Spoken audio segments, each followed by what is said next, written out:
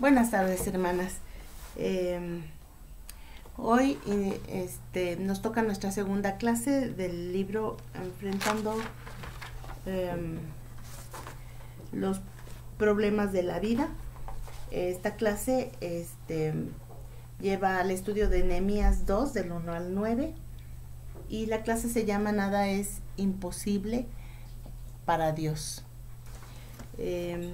Quiero comenzar pues orando primero. Bendito Señor, te damos gracias, Padre, por esta clase, Señor. Te pedimos que tú tomes el control de este tiempo, Señor, y que nos muevas a reflexionar y a obrar conforme a tu palabra para que pues seamos hacedoras y no oidoras nada más de tu palabra, Señor. Te rogamos porque obres en nuestros corazones, en el nombre de Cristo Jesús. Amén. Y bueno, quiero comenzar diciéndoles que el nombre de Nehemías significa Jehová consuela. Y pues contándoles un poquito de esto, ¿no? Cuando Nehemías se entera de la situación que vive Jerusalén, pues han pasado 13 años de que Esdras, el sacerdote, llegó a Jerusalén y pues empezó a hacer respetar la autoridad de la palabra de Dios, empezó las reformas, pero con los años muchos fueron relajando el cumplimiento de la ley de Dios y algunos empezaron a practicar de nuevo matrimonios con mujeres paganas. El país empezó a tener problemas por vecinos hostiles, y entonces fue cuando Nehemías, que era copero de confianza del rey, se entera de las noticias de cómo está Judá, que Jerusalén es despreciada por sus vecinos debido a que su muralla está en ruinas. Y aunque ya había muchos judíos allá, pues Nehemías se siente avergonzado de que la ciudad santa de Dios esté en tales condiciones y comienza a orar por ellos, ¿sí? Él oró y ayunó 4 meses. Dice, cuando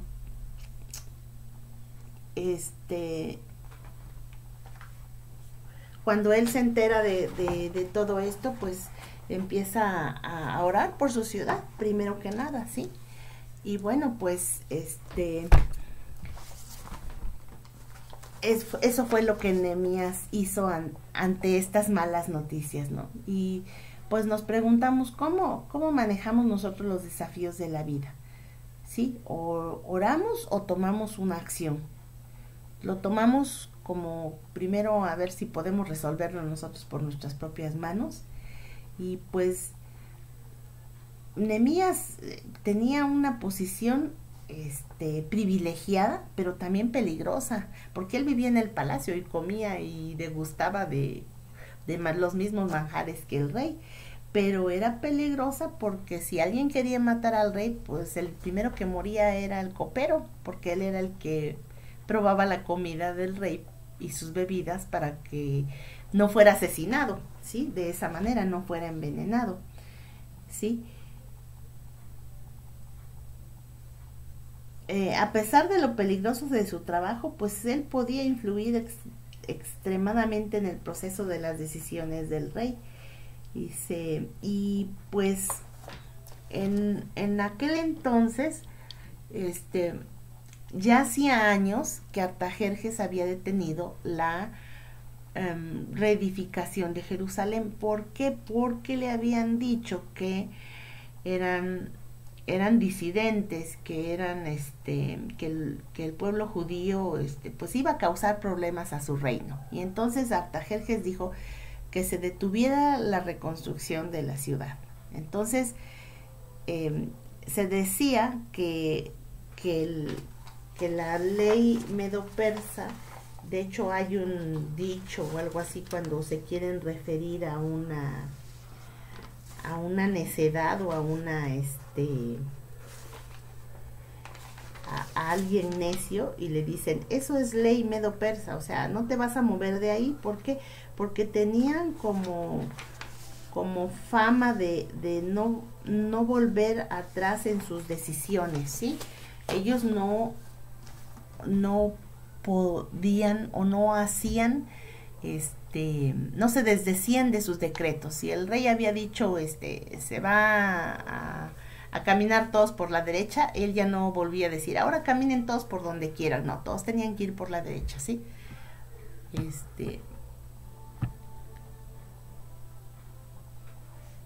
Entonces, perdone, no había yo, abierto la ventanita de la cámara. Entonces comenzaremos haciéndonos unas preguntas. ¿Qué área de mi vida debo confiarle a Dios? ¿Estoy confiando en Él? ¿Estoy permitiéndole guiarme a soluciones prácticas? Estas preguntas nos las hacemos ahorita, ¿sí? Para reflexionar en ellas a través de la clase y al final volvemos a checarlas, ¿vale? Oh, me pasé una. Dice, ¿qué es lo que pidió Nehemías en Nehemías 2, 5, 7 y 8? Bueno, pues Nehemías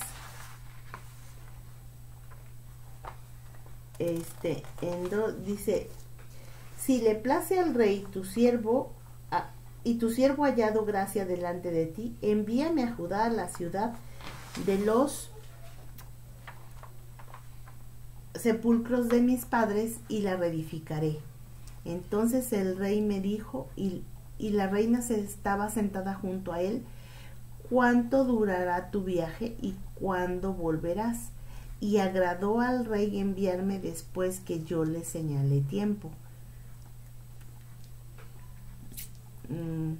Además dijo al rey, si le place al rey que me den cartas para los gobernadores del otro lado del río, para que me franqueen el paso hasta que llegue a Judá, y carta para Asaf, el guarda del bosque del rey, para que me dé madera para enmaderar las puertas del palacio de la casa, y para el muro de la ciudad y la casa que yo estaré, y me lo concedió el rey según la benéfica mano de mi Dios sobre mí. Pues le pidió que lo enviara a Judá para reedificar, cartas para franquear el paso y carta para que Asaf le diera madera. Esas cartas para franquear el paso eran porque los judíos, pues él tenía que cruzar por mucho terreno pagano, ¿sí? Y los judíos no eran bien vistos por los terrenos, y al ser su ciudad destruida y sus muros eran considerados como, o sea, podían tomarlos hasta por esclavos si los encontraban por ahí.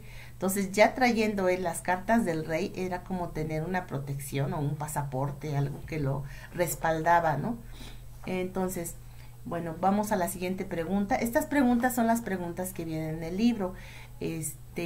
Las voy contestando y buscando también para que a ustedes les dé tiempo. Más aún no quiero ser tan, tardarme tanto con el video para que no sea pesado, ¿sí? ¿Cuál es la relación entre la pregunta del rey en Nehemías 2:2 y la oración de Nehemías 1:2? Bueno, Nehemías 2:2 le dice, me dijo el rey, ¿por qué está triste tu rostro? Pues no estás enfermo. No es esto sino quebranto del corazón. Entonces temí en gran manera. ¿Por qué temió Nehemías? Pues temió porque los coperos debían mostrarse contentos y alegres delante del rey, nunca mostrar su estado de ánimo por tristeza o aflicción. O sea, en su trabajo él tenía que estar en lo que estaba, tranquilo, sereno y hasta contento, ¿sí? Nunca podía andar gimoteando por ahí o mostrar su rostro triste. Por eso él, cuando ora en Nehemías 1:11, dice, te ruego, oh Jehová, esté ahora atento tu oído a la oración de tu siervo y a la oración de tus siervos, quienes desean reverenciar tu nombre. Concede ahora buen éxito a tu siervo y dale gracia delante de aquel varón, porque yo servía de copero al rey. ¿Sí? Pues por eso mismo, porque debía demostrarse contento delante del rey. ¿Cómo fue contestada su oración? Busca Nehemías 2:8 y dice así, y carta Y carta para Asaph, guarda del bosque del rey, para que me dé madera para enmaderar las puertas del palacio, de la casa y para el muro de la ciudad y la casa en que yo estaré. Y dice, y me concedió el rey según la benéfica mano de Dios sobre mí. Sí, lo que Dios le dio no fue porque Artajerjes fuera bueno, sí, aunque mostró bondad, pero no fue porque él no fue por él mismo, sino fue porque Dios obró con su mano poderosa sobre Nehemías. ¿Cómo respondes cuando escuchas malas noticias de seres queridos? Híjole, pues nos afligimos, ¿no? Primero que nada, nos afligimos. Y en segunda, pues creo que a muchas veces queremos actuar y no esperamos serenamente la obra de Dios en estas situaciones, ¿no? Entonces, pues nos preocupamos, nos afligimos, sí, pero nos olvidamos de algunas cosas. Ahorita vamos a ver cómo es que esto funciona. ¿Cómo influyeron las verdades encontradas en Proverbios 21:1 en el pensamiento y la acción de Nehemías? Vamos a Proverbios 21:1.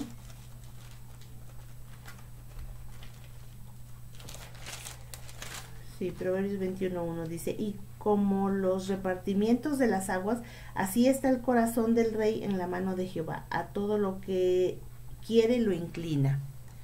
Pues Nehemías estaba seguro de que Dios iba a obrar en el rey para inclinarlo a favor de Nehemías, sí, a favor de él mismo, de su deseo de honrar a Dios y de la misión en la que se iba a aventurar, ¿no?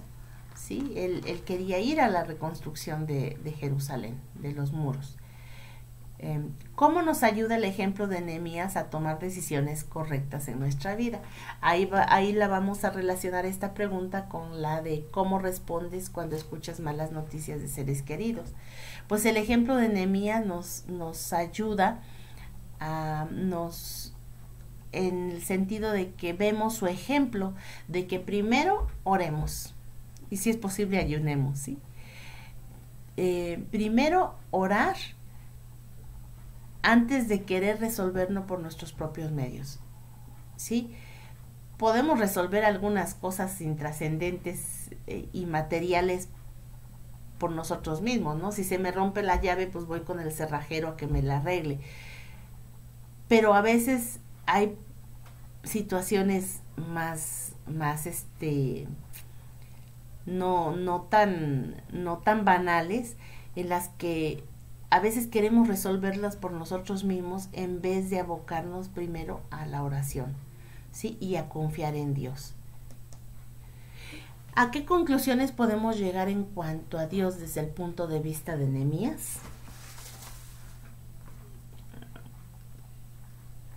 Que Dios es misericordioso con los que le aman y le guardan sus mandamientos. Es fuerte, grande y temible. ¿Qué nos revelan los siguientes versículos concernientes al poder de Dios? En Jeremías 32:17 y 27, Lucas 1:37 y 18:27. Estos se los voy a dar, no los voy a buscar.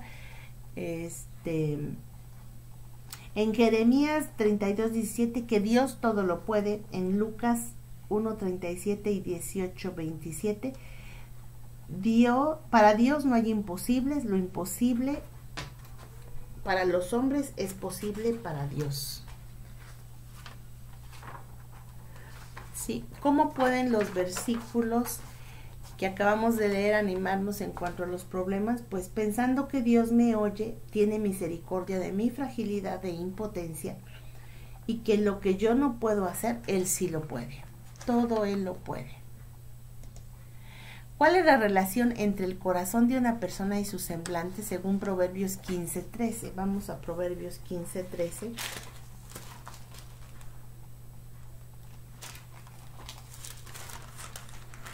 Y vemos, el corazón alegre hermosea el rostro, mas por el dolor del corazón el espíritu se abate. Y el 15 dice, todos los días del afligido son difíciles, mas el del corazón contento tiene un banquete continuo. ¿Sí? Entonces vemos que estos versículos, pues vemos que la relación entre el semblante y el corazón pues son directamente proporcionales. Es decir, si el corazón está afligido, el semblante lo refleja. Cuando el rey notó el semblante triste de Nehemías, ¿cómo respondió Nehemías emocionalmente? Pues tuvo temor, porque era atrevido y osado. Él sabía que no debía de mostrar sus emociones ante el rey, y menos sus emociones de tristeza. Él debía de mostrar un semblante resplandeciente, tranquilo, relajado, hasta contento, ¿sí? No debía de andar por ahí tristeando delante del rey. Eso era causa de muerte, y pues tuvo temor. ¿Cómo se relaciona Proverbios 22 con la posición de Nehemías? Veamos a Proverbios 22. Y dice, como rugido de cachorro de león es el terror del rey, el que lo enfurece peca contra sí mismo. Pues sí, si hacía enojar al rey podía morir, y temía por ello. ¿Cómo se relaciona Proverbios 22 con la posición de Nehemías? Pues esa, que si hacía enojar al rey podía morir a causa de ello. En el Salmo 31:13 el salmista enfrentó miedo y terror por todo su alrededor. Fue amenazado de muerte de acuerdo con los versículos 13 y 14. ¿Cómo respondió? Clamó y confió en Dios. ¿Sí? Eso fue lo que hizo el salmista. Clamó, le pidió ser librado, le pidió que lo librara de sus enemigos, y así fue. Confió en él y todo pasó. A causa de la oración y planeación previa de Nehemías, le fue más fácil ser honesto con el rey y hablarle de su problema. ¿Cómo respondió el rey? En Nehemías 2:4. Vamos a Nehemías 2:4.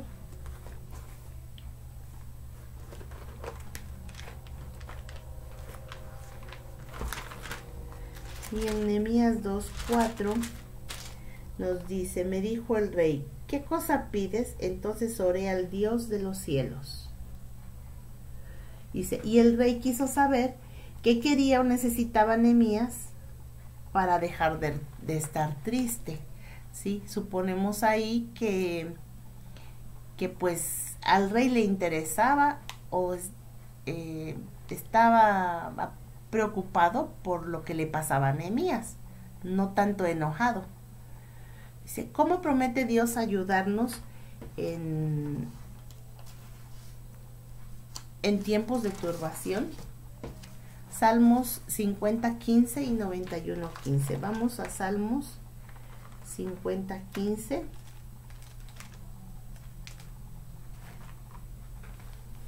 Dice, e invócame en el día de la angustia, te libraré y tú me honrarás. Y 91:15 dice, me invocará y yo le responderé. Con él estaré yo en la angustia, lo libraré y le glorificaré. Sí, entonces Dios, ¿qué nos promete? Que si le invocamos, él nos librará y nosotros le honraremos. Él estará con nosotros en la angustia, nos librará y glorificará.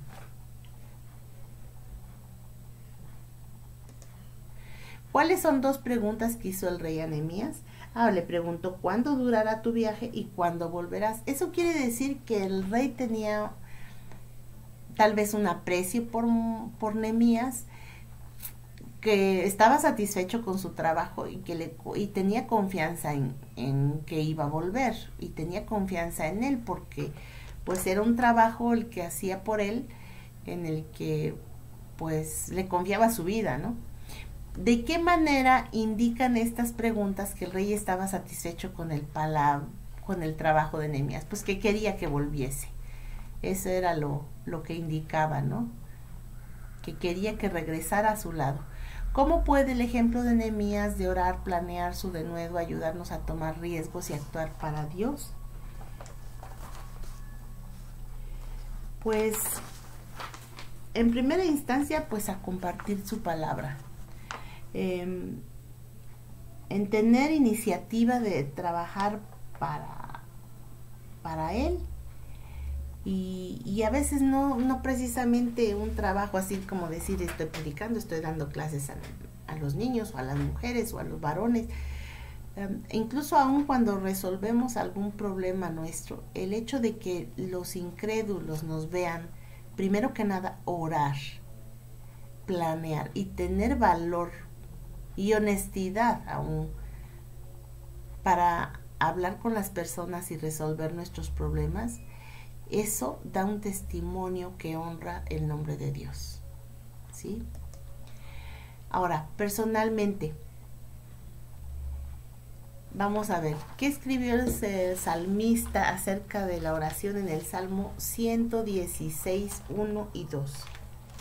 Y vamos al Salmo 116, 1 y 2. Dice, amo a Jehová, pues ha oído mi voz y mis súplicas, porque ha inclinado su oído, por tanto le invocaré en todos los días. Pues, ¿qué dice el salmista acerca de la oración? Primero, ama a Jehová. Segunda, Jehová nos oye, Dios nos oye y escucha nuestra voz y nuestras súplicas. Cuando dice se inclina su oído, yo me figuro, por ejemplo, cuando un niño nos habla y le ponemos más atención, o inclinamos nuestro rostro o nos agachamos para escucharle mejor. Eso es lo que siento cuando dice inclina su oído, es así como que le pongo más atención. Y por tanto, o sea, dado que Dios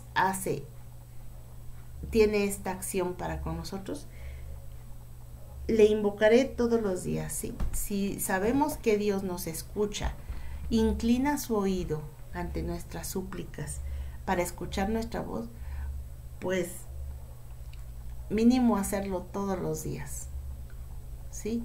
Hablar con el Señor todos los días y no una sola vez, 2, 3, las necesarias, las que podamos. ¿Sí? Es llevar una vida de oración. ¿Cómo describen los versículos de esta porción de Nehemías, la vida de Nehemías? Pues es una vida de oración y de confianza en Dios. Eso es lo que caracteriza el libro de Nehemías, la confianza en Dios. ¿Cómo podemos aplicar estos versículos a nuestra vida? Pues llevando una vida de oración, y de confianza en Dios. Ahora sí, vamos a las preguntas del principio. ¿Cómo las respondimos? ¿Qué áreas de nuestra vida le podemos confiar en este momento? Yo creo que todas, porque no podemos reservarnos un área de nuestra vida. No podemos decir, a ver, Señor, yo te dejo a ti, estoy contigo los domingos, pero el resto de la semana yo tomo mis decisiones. O toda mi vida social y espiritual es tuya, pero mi dinero lo administro como yo quiero.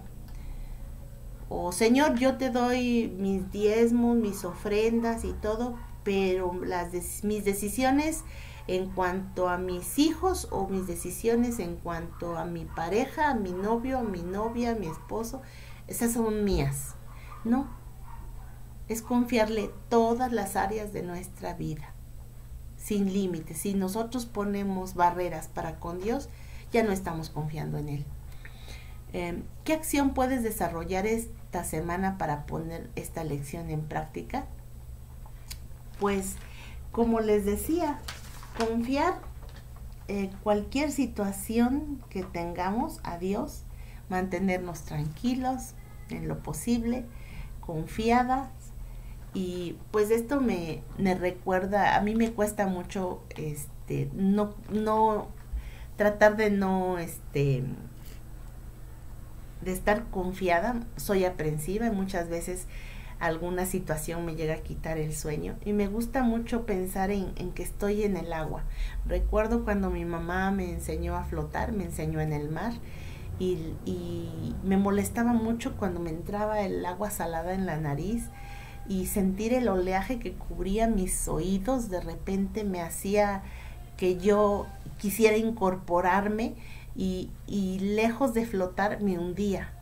¿Sí? Cuando uno quiere salir por su propia cuenta y manoteas y haces y eso, a veces te hundes más en tu problema.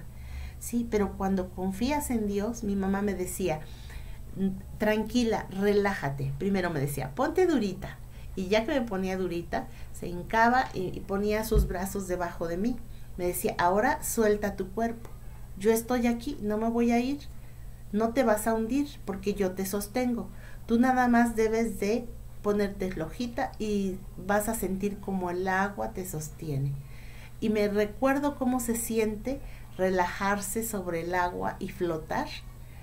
Y eso me tranquiliza. Pues de la misma forma es confiar en Dios, o sea, soltarnos en sus brazos, en sus manos poderosas, para sentir cómo Él nos sostiene y podemos confiar todas las áreas de nuestra vida en Él, ¿sí? Es ese recuerdo de mi infancia me hace ejemplificar cómo debo de confiar en Dios y cómo debo sentir esa paz, esa tranquilidad, ¿no? Me gusta mucho ese ejemplo. Y bueno, a la práctica, ¿qué acción puedes desarrollar esta semana? Pues, no sé, cualquier situación que tengamos, ponerla primero en oración. Si podemos hacer algo, hacerlo con el valor y la confianza de que Dios no nos deja en nuestra angustia, ¿sí? ¿Cómo puedes hacer que esta acción sea un hábito en tu vida? Pues cada prueba que tengamos, ir practicando. Primero la oración, si se puede la acción, con el valor y la confianza de que Dios está de nuestro lado y pidiéndole a Él lo necesario para realizar aquella acción, siempre y cuando esté dentro de su voluntad, pues pidiéndole que nos proporcione lo que necesitemos, el denuedo, el que obre en el corazón de otras personas, el que nos dé gracia delante de otras personas, no sé, sí, pero siempre pues todo lo que esté en su voluntad, ¿verdad? Y pues, hermanas, me despido de ustedes. Por hoy ha sido todo. Nos despedimos con una oración. Bendito Padre, te damos gracias, Señor, porque tú eres bueno y misericordioso, Señor, y a cada rato nos recuerdas que tú estás ahí para nosotros, que tú eres el Dios poderoso de todo lo imposible, Señor, y que solo tenemos que hacer algo tan sencillo, Señor, pero que a veces olvidamos: orar y confiar en ti, Señor, que a veces somos necios y queremos tomar los problemas por nuestras propias manos cuando somos a veces incapaces de resolverlas, Señor, porque pues no está en nuestras manos dirigir algunas cosas, Señor. Tú tienes tu voluntad y tus designios, Señor, y nos debemos sujetar también a ellos, Señor, y a nuestras capacidades, Señor. Tú eres el que obra sobre nosotros, sobre todo, Señor, sobre este mundo, y te queremos pedir a ti, Señor, que nos hagas hacedoras, no solo oidoras de tu palabra, que podamos llevar una vida de oración y de valor y de confianza en ti, así como Nehemías, Señor. Ponemos en tus manos nuestras vidas. Bendice a mis hermanas, Señor, en el nombre de Cristo Jesús. Amén. Hasta luego, hermanas.